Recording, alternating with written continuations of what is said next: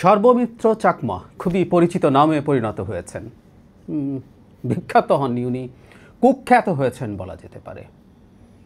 চাকমা, যে কোনো চাকমা মানুষের প্রতি আমার এক ধরনের পার্সোনাল বায়াস আছে। আমি অনেককেই, আপনারা জানেন, আমি অনেকবারই বলেছি, আমি জন্মেছি বড় হয়েছি রাঙামাটি জেলায়।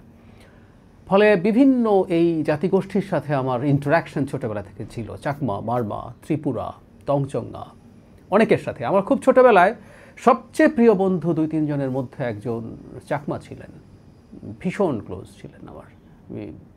অসাধারণ সম্পর্ক ছিল। আমার প্রিয় বন্ধুদের কথা মনে হলে তার কথা মনে হয়। তো একজন চাকমা সর্বমিত্রকে যখন আমরা দেখি মাস্তানি করে বেড়াচ্ছেন, আসলে তিনি মাস্তানি করছেন তা না, মাস্তানি শব্দটা কনসিয়াসলি বলছে, এই মাস্তানি আসলে শিবিরের মাস্তানি। তিনি না বুঝে এটার অংশ হচ্ছেন, কম বুঝে অংশ হচ্ছেন, খানিকটা পরিচিতি তৈরি হচ্ছে, একটা হাইপ তৈরি হচ্ছে, সম্ভবত এটাতে তিনি ট্র্যাপড হয়েছেন। যাই হোক, সর্বশেষ আমরা জনাব সর্বমিত্র চাকমাকে দেখলাম একজন ভীষণ বৃদ্ধ মানুষকে লাঠি দিয়ে নাজেহাল করছেন। শুধু তাই না, ওই ভদ্রলোক ওনারা ব্যাখ্যা টাকা দিচ্ছেন, মাদক টাদক নানান কিছু, এবং প্রক্টোরিয়াল টিমের জ্যাকেট গায়ে দেওয়া একজনকেও দেখলাম লাঠি দিয়ে গুতাগুতি করছেন তাকে। আমি নিশ্চিত নই প্রক্টোরিয়াল টিমেরও এই ধরনের অধিকার আছে কিনা, কি করার অধিকার তাদের আছে আইনগত, আমি আসলে নিশ্চিত নই। কিন্তু সর্বমিত্রকে আমরা দেখছি ঢাকা ইউনিভার্সিটি বিভিন্ন রকম মানুষের ওপরে, ভাসমান মানুষের ওপরে অন্যায় নিপীড়ন চালাচ্ছেন। তাকে নিয়ে স্পেসিফিকলি কথা বলিনি, ডাকসু নিয়ে আগে কথা বলেছিলাম। কিছুদিন আগে দেখা গেছে একজন বাদাম বিক্রেতার সামনে এসে বাদাম বিক্রি করছেন তিনি। এটাও হবে না, এরপর মানুষজন ফান করছিল, একটা ভয়ঙ্কর মাদক বাদাম উচ্ছেদ করছেন তিনি নানা রকম, তার এই আচরণ নিয়ে নানা রকম ব্যাখ্যা আছে। আমি আবারও বলছি, এটা মূলত, এটা আদতে শিবিরের মাস্তানি। আমি আসবো সেই জায়গায়। তারা রাইটলি একজন মানুষকে সামনে ঠেলে দিয়েছেন যারা দীর্ঘদিন আসলে এমন একটা জায়গায় থেকে উঠে আসা। আমি নিশ্চিত নই সর্বমিত্র পাহাড়ি এলাকা থেকে এসছেন নাকি তার পরিবার ঢাকাতেই ছিল। ঢাকাতেই প্রচুর এই ধরনের জাতিগোষ্ঠীর মানুষ আছেন, তাদের অনেকেই ঢাকায় বড় হয়ে পড়াশোনা করেন। তারপরও যেহেতু সেখান থেকে আসে, তার মূল যেহেতু সেখানে, সেই রকম একজন মানুষ অনেকে ইন্টারপ্রিট করছেন এইভাবে যে সেখানে নিপীড়িত একটা মানুষ অনেক ক্ষেত্রেই মনোযোগের থেকে দূরে থাকা, তাদের উপরে নিপীড়নের ইতিহাস আছে, সন্দেহ নেই, তাদের উপরে মনোযোগের অভাবের বিষয় আছে। এই সব থেকে উঠে আসা একজন মানুষ নিপীড়ক হয়ে উঠছেন, এবং তিনি যেহেতু ট্র্যাকশন পাচ্ছেন সোশ্যাল মিডিয়াতে, সেই কারণে তিনি আরও ইনক্রিজিংলি নিপীড়ক হয়ে উঠছেন, আরও ইনক্রিজিংলি মাস্তানি করে বেড়াচ্ছেন। এবং এটা বুঝে শুনে শিবির আসলে তাকে সেখানে ঠেলে দিয়েছে যে এটা হোক, এটা তাকে দিয়ে জিনিসটা করা যাবে।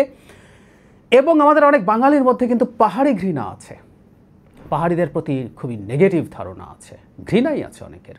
এতে শিবির ভাবছে সে সেফ থাকবে, তাতে তার বেশি ক্ষতি হবে না, কারণ সামনে সবাই সর্বমিত্রকে দেখছে, একজন চাকমা তরুণকে দেখছে।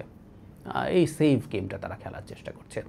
আমরা এই পুরো দায় আসলে শিবিরকে দিতে চাই, কারণ সর্বমিত্র ডাকসুতে নির্বাচিত হয়েছেন সমাজ কল্যাণ সদস্য, সম্ভবত তিনি শিবিরের প্যানেল থেকে নির্বাচিত হয়েছেন, এবং সমাজ কল্যাণের আরও লোকজনও এখানে ছিলেন, বাঙালি মুসলিম জাতিগোষ্ঠীর যারা এই ডাকসুতে আছেন, তারা এসে একই কাজ করেছেন।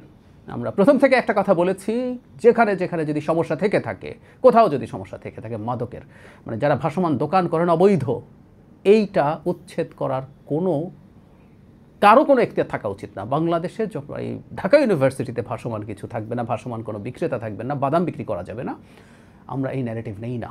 এই সংকটের সময় কারো পেটে লাথি দেওয়া মেনে নেওয়া যাবে না।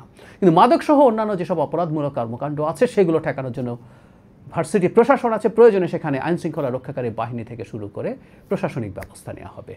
ডাকসুর এই এখতিয়ার নেই, এটা জেনে শুনেই ডাকসু তাদেরকে মাঠে ছেড়েছে, শিবির ছেড়েছে। সুতরাং এই মাস্তানিটা শিবিরের মাস্তানি হিসাবে পড়তে হবে। আমরা প্রায় সর্বমিত্র মাস্তানি হিসাবে এটাকে পড়ার চেষ্টা করছি না, এটা শিবিরের মাস্তানি।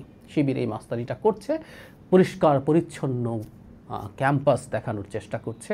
তারা সোকল্ড একসময় ভ্রাম্যমাণ আদালতের ম্যাজিস্ট্রেটরা যেভাবে যায় বিভিন্ন জায়গায়, এটা সেটা করে বেড়াচ্ছেন। একজন মানুষ ঘুমোচ্ছে, তার জিনিসপত্র চেক করছেন, এইসব নিয়ে ব্যঙ্গবিদ্রুপ করছেন, তার ওখানে কি পাওয়া যাচ্ছে না যাচ্ছে।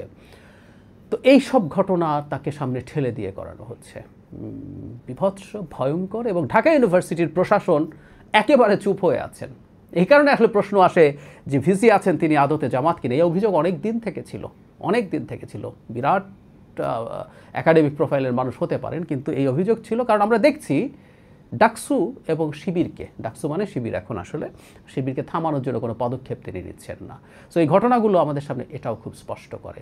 সর্বোপরি সরকারের দিক থেকেও এই ব্যাপারে পদক্ষেপ নেওয়া খুবই জরুরি। যদি তারা থামতে না চান নিজে থেকে, তাদেরকে থামানো দরকার। এই মাস্তানি শিবিরকে করতে দেয়া কোনোভাবেই উচিত না। তবে একই সাথে আমি মনে করি জনগণের বা জাতিরও দেখা উচিত কিছুটা এম্পাওয়ার্ড হয়েছে যেখানে শিবির, সেখানে তার চরিত্র কী হিসেবে দাঁড়াচ্ছে এটা আমাদের রেজিস্টার করে রাখা দরকার মনে।